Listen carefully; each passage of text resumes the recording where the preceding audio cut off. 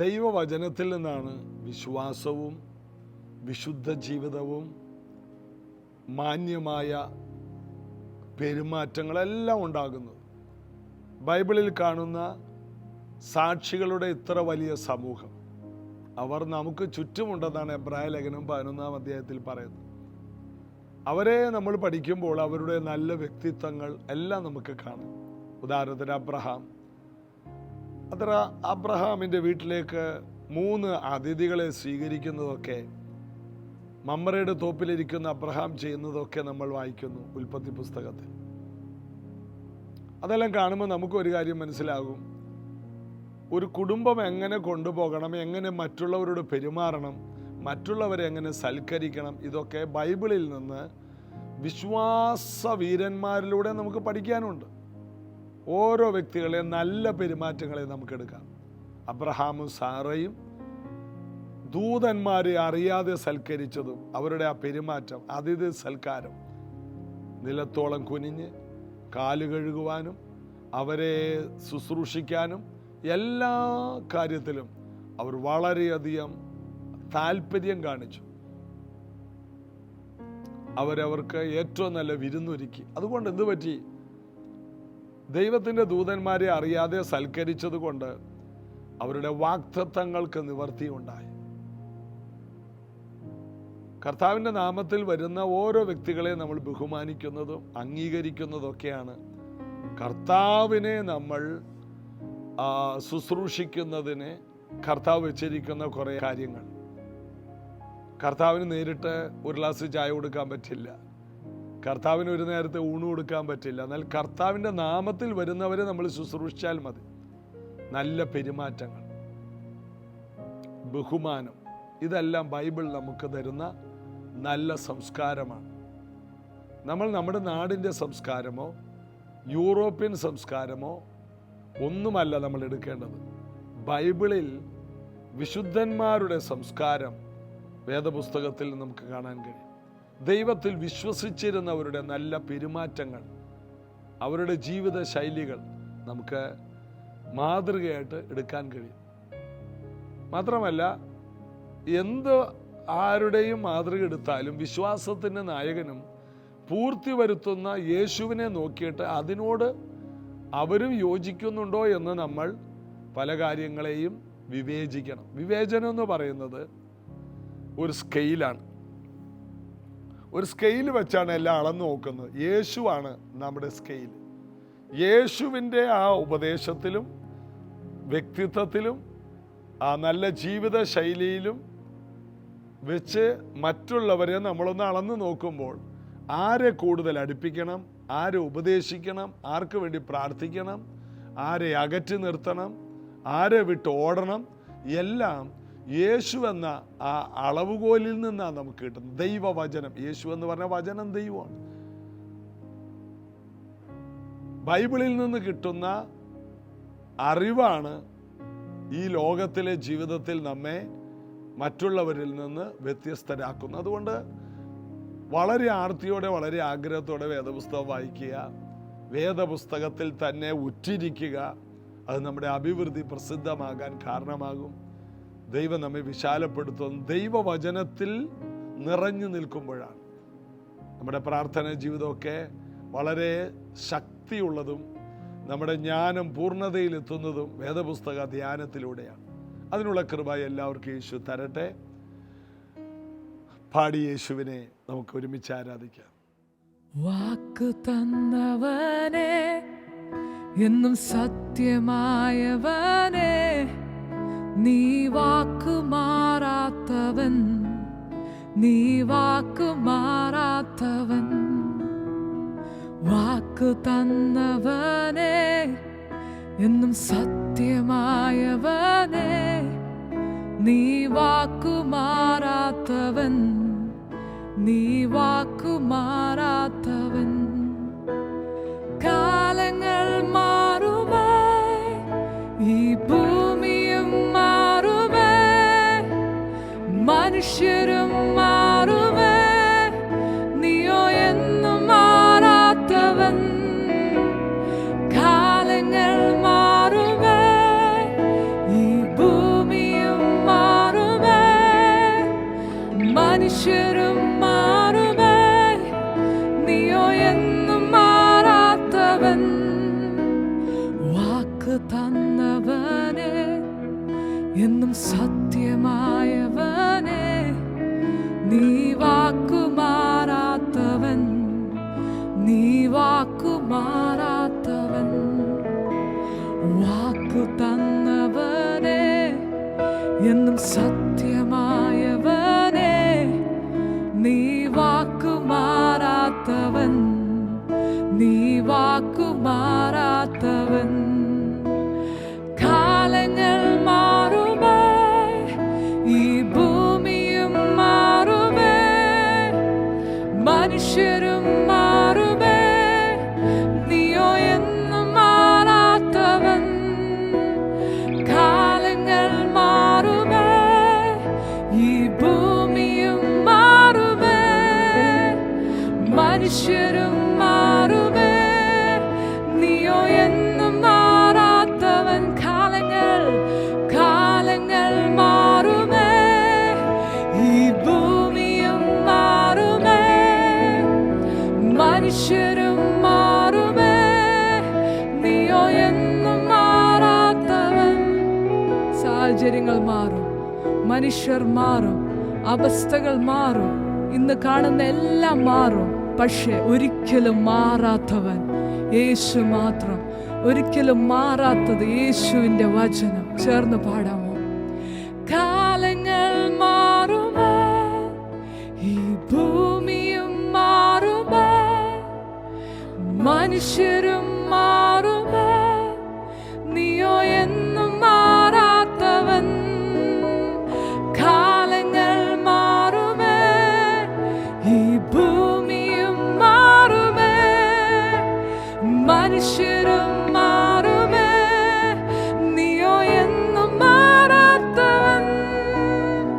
കാലങ്ങൾ മാറുമേ, ഈ ഭൂമിയും മാറുമേ, മനുഷ്യരും മാറുമേ, നീയോ എന്നും മാറാത്തവൻ. വാക്കു തന്നവനെ, എന്നും സത്യമായവനെ, നീ വാക്കു മാറാത്തവൻ, നീ വാക്കു മാറാത്തവൻ.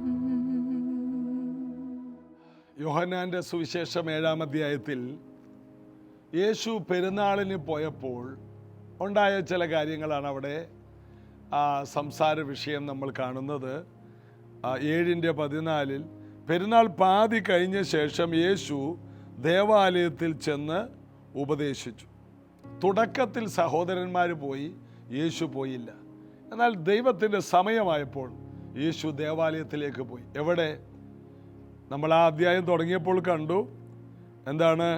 യഹൂദന്മാർ അവനെ കൊല്ലുവാൻ അന്വേഷിച്ചുകൊണ്ട് യഹൂദിയിൽ സഞ്ചരിപ്പാൻ അവന് മനസ്സിലായിരുന്നു. യഹൂദന്മാർ യേശുവിനെ കൊല്ലാൻ അന്വേഷിക്കുകയായിരുന്നു. എന്നാൽ ദൈവത്തിൻ്റെ സമയമാകാതെ യേശു ഒരു ദിക്കിലേക്കും തിരിയില്ല. അതിൽ നിന്ന് മനസ്സിലാകുന്നത് ദൈവത്തിൻ്റെ സമയമായാൽ എത്ര കൂരിൽ താഴ്വരയിൽ കൂടി പോയാലും പേടിക്കേണ്ട, അവിടെ കർത്താവ് അവരെ സംരക്ഷിക്കും. ദൈവത്തിൻ്റെ സമയത്തിലൂടെ സഞ്ചരിക്കുക. ദൈവത്തേക്കാൾ മുമ്പ് പോകരുത്. ദൈവം ഉദ്ദേശിച്ച സമയത്ത് നിങ്ങളവിടെ വേണം. അതുകൊണ്ടാണ് സക്കായി മരത്തിൽ മറഞ്ഞിരിക്കുമ്പോൾ യേശു, യെരിഹോവിലൂടെ പോകുന്ന യേശു, ലൂക്കോസ് 18-ലൊക്കെ നമുക്ക് കാണാം, സക്കായിയെ വേഗം ഇറങ്ങി വാ, ഇന്ന് ഞാൻ നിന്റെ വീട്ടിൽ പാർക്കേണ്ടതാ.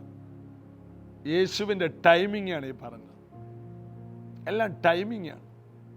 പത്രോസിനോട് പറഞ്ഞു, നീ കടലിൽ പോയി ചൂണ്ടയിട്ട് ആദ്യം കിട്ടുന്ന മീൻ്റെ വാ തുറക്കും. ആ മീൻ്റെ വായിൽ എനിക്ക് നിനക്കും വേണ്ടിയുള്ളതുകൊണ്ട്. ടൈമിംഗ്, സമയം തെറ്റില്ല. കർത്താവ് എല്ലാം നിയോഗത്തിൽ ചെയ്യുന്നവനാണ്. യഹൂദന്മാർ യേശുവിനെ കൊല്ലാൻ നോക്കുന്ന സമയം യേശുവിൻ്റെ സഹോദരങ്ങൾ പറഞ്ഞു, നീ യഹൂദിയയിലേക്ക് പോ, ഫേമസ് ആകുക. ഇതിനൊന്നും യേശു മറുപടി പറഞ്ഞില്ല.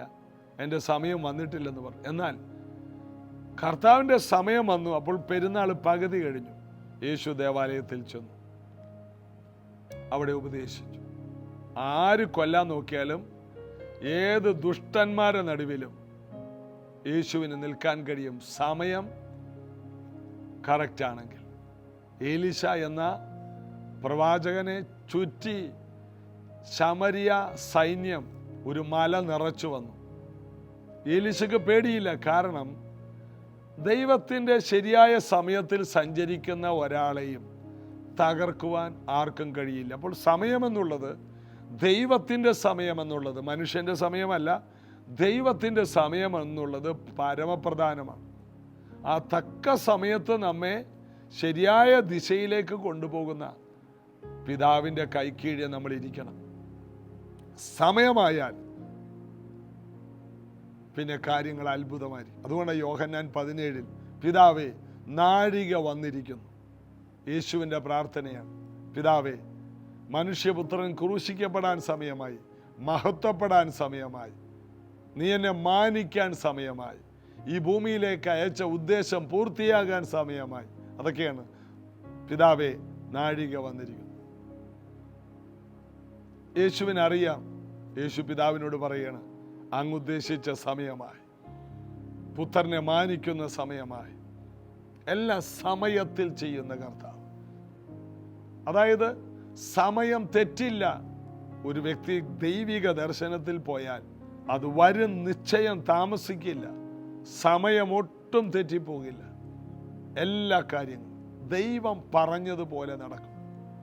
അതിനെ ഒരല്പം പോലും മാറ്റം വരില്ല. അബ്രഹാമിനെ വിളിച്ചപ്പോൾ ദൈവം പറഞ്ഞു, ഞാൻ നിന്നെ ആകാശത്തിലെ നക്ഷത്രങ്ങളെ പോലെ, കടൽ തീരത്തെ മണൽത്തരികൾ പോലെ എണ്ണാൻ കഴിയാത്ത നിലയിൽ അനുഗ്രഹിക്കും.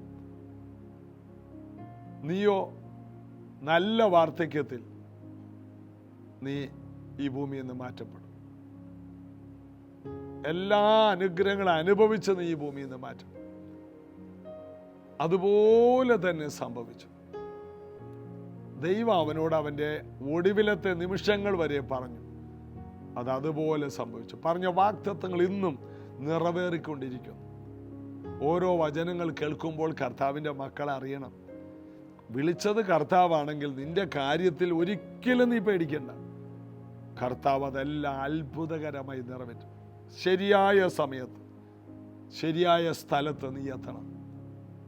ശിമയോൻ ആത്മനിയോഗത്തിൽ ആലയത്തിൽ ചെന്നു. അപ്പോൾ യേശു കുഞ്ഞ് 8-ാം നാളിൽ പരിച്ഛേദനക്കായി യേശു കുഞ്ഞിനെ ജോസഫും മറിയം കൊണ്ടുവരുന്നു. ശിമയോൻ കുഞ്ഞിനെ കയ്യിലേന്തി, നാഥാ, നിന്റെ വാഗ്ദത്തത്തെ എൻ്റെ കണ്ണ് കണ്ടല്ലോ, സമാധാനത്തോടെ വിട്ടയച്ചാലും ഈ വാഗ്ദത്തം കാണാതെ നീ മരിക്കില്ലെന്നൊരു ദൂതുണ്ട്. അതുപോലെ സംഭവിക്കും. ശരിയായ സമയത്തെത്തുക. റിബേക്ക തോളിൽ പാത്രമായി ശരിയായ സമയത്ത് ശരിയായ കിണറ്റെങ്കിലെത്തി. അവിടെ ഏലിയാസർ, അബ്രഹാമിൻ്റെ ദാസനായ ഏലിയാസർ പ്രാർത്ഥിക്കുകയാണ്, അബ്രഹാമിൻ്റെ ദൈവമേ, എൻ്റെ യാത്ര സഫലമാക്കണമേ. ഞാൻ പ്രാർത്ഥിച്ച് കഴിയുമ്പോൾ വന്ന് വെള്ളം എനിക്കും ഒട്ടകങ്ങൾക്കും തരുന്ന പെൺകുട്ടി തന്നെ എൻ്റെ യജമാനന് വേണ്ടി നിയമിക്കപ്പെട്ടവളാകട്ടെ. പ്രാർത്ഥിച്ച് തീരും മുമ്പേ തോളിൽ പാത്രമായിട്ട് റിബേക്ക വരുന്നു. നിയോഗം, ടൈമിംഗ്. ബൈബിളിൽ മുഴുവനും നമുക്ക് നിയോഗങ്ങളും ടൈമിങ്ങും കാണും. തക്ക സമയത്ത് കാര്യങ്ങൾ നടക്കും. നമ്മൾ പോലും ചിന്തിക്കില്ല. ഇന്ന് ഈ ഓഗസ്റ്റ് മാസം നിങ്ങളുടെ ജീവിതത്തിൽ സമയങ്ങൾ നിങ്ങൾക്ക് കണക്റ്റ് ആകുന്നത് നിങ്ങൾ കാണും. അതുകൊണ്ടാണ് നമ്മൾ വായിക്കുന്നത്, അവൻ തക്ക സമയത്ത് അഭക്തർക്ക് വേണ്ടി ഭരിച്ചു. സമയം തെറ്റുന്നില്ല, എല്ലാം കറക്റ്റ് ടൈമിലാണ്. അതിനു മുമ്പ് യേശുവിൻ്റെ മരണത്തെ യേശു ക്യാൻസൽ ചെയ്തു. അതിൽ നിന്നെല്ലാം യേശു ഓടി ഒളിച്ചു. കല്ലേറ് മരണം, മലയ്ക്ക് മുകളിൽ നിന്ന് വീണുള്ള മരണം, ഹേരോദാവിൽ നിന്നുള്ള ആ കുഞ്ഞു പ്രായത്തിലുള്ള മരണം, എല്ലാറ്റിൽ നിന്നും യേശു തെന്നി മാറുന്നത് കാണാം. നമ്മുടെ ജീവിതത്തിൽ എത്രയെത്ര മരണത്തിൽ നമ്മൾ തെന്നി മാറി. കാരണം നമ്മെക്കുറിച്ചുള്ള ദൈവഹിതം എന്താണോ ആ ദൈവഹിതത്തിന് മുമ്പ് നമ്മെ അപകടപ്പെടുത്താൻ നോക്കുന്ന പിശാച് കൊണ്ടുവരുന്ന എല്ലാറ്റിൽ നിന്നും നമ്മൾ തെന്നി മാറും. എത്രയോ പ്രാവശ്യം ഞാൻ ഡ്രൈവ് ചെയ്യുമ്പോൾ ഉറങ്ങിപ്പോയിട്ടുണ്ട്, നന്നായി ഉറങ്ങിപ്പോയിട്ടുണ്ട്. എന്നാൽ ഞാൻ ഓർക്കുകയാണ്, ഇത്രയും വർഷങ്ങൾ വണ്ടി ഓടിച്ചു, എത്രയോ വർഷങ്ങൾ വണ്ടി ഓടിച്ചു. ബൈക്കും സ്കൂട്ടറും കാറും എല്ലാം ഓടിച്ചു. ഓരോ ദിവസവും 300-400 കിലോമീറ്ററൊക്കെ വണ്ടി ഓടിക്കുമ്പോൾ അവിടെയെല്ലാം എത്രയോ മണിക്കൂറുകളാണ് അലസമായൊക്കെ വണ്ടി ഓടിച്ചിട്ടുണ്ട്. അശ്രദ്ധമായി വണ്ടി ഓടിച്ച സമയമാണ്. എന്നാൽ അവിടെയെല്ലാം കാത്ത ഒരു ദൈവത്തിൻ്റെ കരം ഓർത്ത് ഞാൻ ദൈവത്തെ സ്തുതിക്കുന്നു. നാം ദൈവത്തിൻ്റെ കൈകളിലാണ്. ശരിയല്ലാത്ത എല്ലാ പിശാചിൻ്റെ പദ്ധതികളും തകർന്നു പോകും. എന്തെല്ലാം നഷ്ടങ്ങൾ നമുക്ക് വന്നത്, എന്തെല്ലാം നമുക്ക് മറവികൾ വന്നിട്ടുണ്ടല്ലേ. അവിടെയെല്ലാം ദൈവത്തിൻ്റെ കൈ നമ്മോട് കൂടിയിരുന്നു. നമുക്ക് നഷ്ടങ്ങൾ വരാതെ, നമുക്ക് അനർത്ഥങ്ങൾ വരാതെ എല്ലാം കർത്താവ് നമ്മെ കാത്തു വരുവാൻ. ഇതാ യേശു പെരുന്നാളിൻ്റെ പകുതിയായപ്പോൾ ദേവാലയത്തിൽ ചെന്നു. അവിടെ ശാസ്ത്രം അറിയാത്ത ഇവൻ എന്താ ഈ പറയുന്നേ എന്നൊക്കെ പറഞ്ഞ് ജനങ്ങൾ ആശ്ചര്യപ്പെടുമ്പോൾ യേശു അവരോട് ഉത്തരം പറഞ്ഞു. 16-ാം വാക്യം, 7:16. എൻ്റെ ഉപദേശം എൻ്റേതല്ല, എന്നെ അയച്ച പിതാവിൻ്റെ അത്രേ. അവൻ്റെ ഇഷ്ടം ചെയ്യുവാൻ ഇച്ഛിക്കുന്നവൻ ആ ഉപദേശം ദൈവത്തിൽ നിന്നുള്ളതോ ഞാൻ സ്വയമായി പ്രസ്താവിക്കുന്നതോ എന്നറിയും. എൻ്റെ ഉപദേശം എൻ്റേതല്ല, എന്നെ അയച്ചവൻ്റേതാണ്. അപ്പോൾ ഇത് സ്വീകരിക്കുന്ന ആരാണെന്നറിയാമോ? ദൈവത്തിൻ്റെ പ്ലാൻ ഉള്ളവർക്ക് മാത്രമേ ഇതിനെ റിസീവ് ചെയ്യാൻ പറ്റുള്ളൂ. അതാണ് അവിടെ വായിക്കുന്നത്.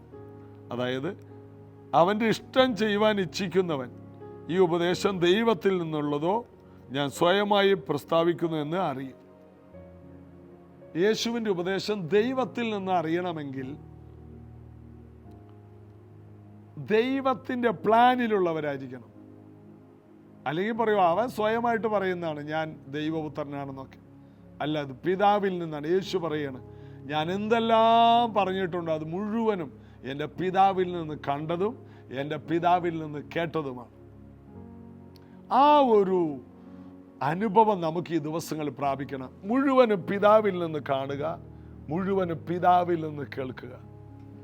ഓരോ ദിവസവും 12 മണിക്കൂർ വെച്ച് രാത്രികൾ മുഴുവനും പിതാവിൻ്റെ അടുക്കൽ ഇരിക്കുന്നതിൻ്റെ കാരണം ഇപ്പോൾ മനസ്സിലായോ?